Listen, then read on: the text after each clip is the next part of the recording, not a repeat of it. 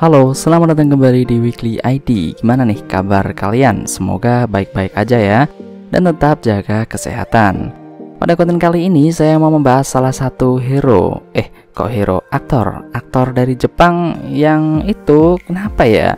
Kok populer sekali gitu di kalangan anak muda. Dan ternyata setelah saya pantau kolom komentar, tidak jarang juga yang komen suka dengan Murayama atau Yuki Yamada. Itu ada yang cewek cuy. Kenapa ini cukup mengagetkan bagi saya? Karena tadinya saya mengira yang ngefans ya cowok-cowok yang suka nonton Kamen Riders atau film baku hantam gitu. Ya kayak High and Low lah. Ternyata ada cewek juga ya. Jujur agak kaget sih.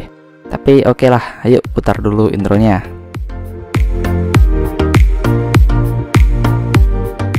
Oh ya, untuk sedikit intro ya, terutama bagi fansnya Yuki Yamada, saya cuma pernah lihat aktingnya Yuki Yamada itu dari film dan series High and Low saja. Jadi kalau ada informasi yang kurang tepat, mohon untuk dikoreksi cuy. Dan konten ini cuma konten gak jelas sih. Jadi bagi kalian yang mengharapkan ada pembahasan yang deep banget gitu atau yang serius banget, saya anjurkan untuk pergi ke video lain sekarang juga. Hitung-hitung hemat kuota bro. Oke, jadi pertama kali saya melihat Yuki Yamada itu ya ketika film High and Low. Dan di momen pertama saya lihat itu sebenarnya ya biasa aja ya. Oke, jangan pada marah dulu. Tenang dulu ya, oke. Tapi entah kenapa ya, ketika saya nyari konten soal High and Low, itu pasti sosok Murayama selalu muncul. Misalnya di YouTube gitu. Kayak dia itu ikonik banget gitu loh di kalangan para fans High and Low. Apalagi awal-awal saya tahu itu ya pas akan rilis movie High and Low yang terbaru, yaitu High and Low Movie The Worst. Nah, di situ banyak banget tuh yang menanti-nantikan pertarungan Murayama dengan Todoroki yang kedua. Dan pas muncul bocorannya, wah itu ternyata emang keren banget cuy pertarungan mereka. Dan semenjak movie tersebut selesai nih ya, dimana endingnya kan Murayama keluar tuh dari Oyakoko. Tapi masih ada banyak yang beranggapan Murayama itu bergabung dengan Sano Rengokai atau malah bikin geng sendiri.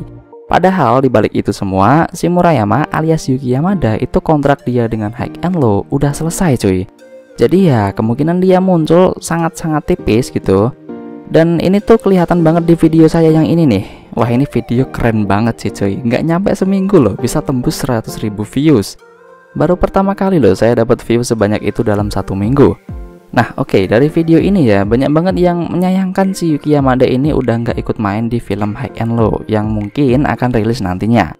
Mungkin kayak nggak seru nggak ada Murayama. Nggak ada Murayama nggak asik.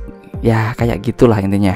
Jadi sosok Murayama itu udah kayak sosok yang wajib ada gitu loh di kalangan para fans High and Low. Dan ketika saya nonton ulang semua series dan movie-nya, disinilah saya baru menemukan kenapa sosok Murayama ini disukai di kalangan para anak muda, terutama ya cowok ya. Ya karena dia itu masuk kalangan pelajar yang santuy, bandel tapi keren gitu. Oke, mungkin ini kedengarannya agak aneh ya, tapi faktor pelajar itu ngaruh banget loh ke sosok Murayama ini. Kalian inget gak zamannya Crow Zero? Itu kan terkenal banget di kalangan anak muda, terutama pelajar. Kenapa? Ya karena Crow Zero membawakan tema pelajar. Nah, sama dengan Oyakoko yang masih masuk ranah SMA, cuman bedanya kalau di Crow Zero kan orangnya pada cool semua tuh ya. Keren-keren gitu, kecuali lu. Kalau Oyakoko setidaknya ada Murayama yang cengengesan dan membawakan suasana yang baru lah. Nah inilah yang menurut saya menjadi faktor kenapa Murayama ini menjadi sosok yang ikonik banget di kalangan fans High and Low. Selain itu ya, jam tayang dari Murayama dan Oyakoko itu kan termasuk tinggi banget gitu. Bahkan sempat dibuatkan seri sendiri loh, yaitu High and Low The Worst Episode 0, saking banyaknya peminat. Oh ya, mari kembali ke topik ya. Selain karena faktor pelajar tadi, faktor Murayama yang bisa dibilang tingkahnya itu khas banget lah. Terutama kalau ini orang itu berantem sambil senyum atau ketawa gitu. Kalian mungkin bisa melihatnya sendiri ketika dia duel sama si Cobra, Todoroki, atau ketika perang gitu. Ini orang pasti senyum-senyum dan ketawa-ketawa. Dan ini tuh juga ternyata menjadi faktor orang menganggap Murayama itu keren. Iya, kapan lagi kan kita bisa ngelihat orang lagi duel sambil senyum-senyum bahkan ketawa. Kalau ini di kehidupan nyata, ada orang duel terus orangnya ketawa, kena pukul ya copot dong giginya. Makanya kita kadang nganggep itu keren, padahal kalau kita terapin di kehidupan nyata itu kita yang rugi. Dan juga faktor santuinya ini juga sama cuy. Kita kadang ngelihat sendiri si Murayama sengaja pasang badan untuk dipukul. Ya sekali lagi itu keren sih, karena kalian tidak akan menemukan satupun karakter yang dengan gaya bertarungnya itu mirip sama Murayama di High and Low. Nah, itulah beberapa hal yang menurut saya membuat Yuki Yamada alias Murayama ini begitu menonjol di series High and Low. Padahal, secara keseluruhan dia itu tidak pernah menjadi tokoh utama loh. Dan tentunya kabar kontraknya sudah habis ya, merupakan kabar yang sangat-sangat buruk gitu. Mari kita berpindah ke Yuki Yamada versi Tokyo Revengers. Oh ya, bagi kalian yang nunggu-nunggu saya membahas soal Tokyo Revengers, ya mohon sabar ya, saya masih banyak urusan. Oke, mari kita kembali ke Yuki Yamada versi Tokyo Revengers, atau kita lebih akrab manggilnya itu Draken. Cukup dua kata aja sih untuk menggambarkan si Yuki Yamada versi Tokyo Revengers ini, yaitu cocok banget.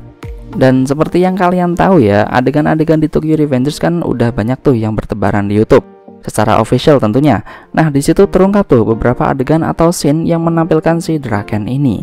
Dan emang kelihatan cocok banget sih, sangar gitu. Meskipun secara postur ya si Draken versi live action ini tidak mirip dengan versi manganya. Ya karena kalau nurutin versi manganya ya nanti Takemichi, Mikey dan lain-lain beneran diperanin sama anak SMP dong.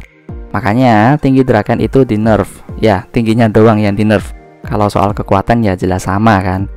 Meski emang secara postur itu nggak sesuai ya, tapi bentuk kepala dan muka itu lumayan mirip loh. Kalau kalian perhatikan, Draken versi manga dan anime itu kepalanya lonjong ya, dan Yuki Yamada juga gitu. Dan pas dikasih tato naga dan gaya rambutnya dibuat kayak Draken, ya beneran mirip cuy. Sifat cool Draken juga pasti bisa dibawakan Yuki Yamada dengan cukup bagus juga. Jadi emang sudah menjadi pilihan yang sangat tepat itu pihak sutradara milih Yuki Yamada sebagai aktor pemeran Draken. Selain emang udah meranin beberapa tokoh baku hantam, secara mimik muka dan acting dan lain-lain itu emang udah pas banget lah. Dan ya kayaknya cuma sampai di sini aja doang kali ya konten gak jelas saya kali ini. Terima kasih loh udah mau dengerin sampai detik ini. Tetap jaga kesehatan ya coy. Bye bye.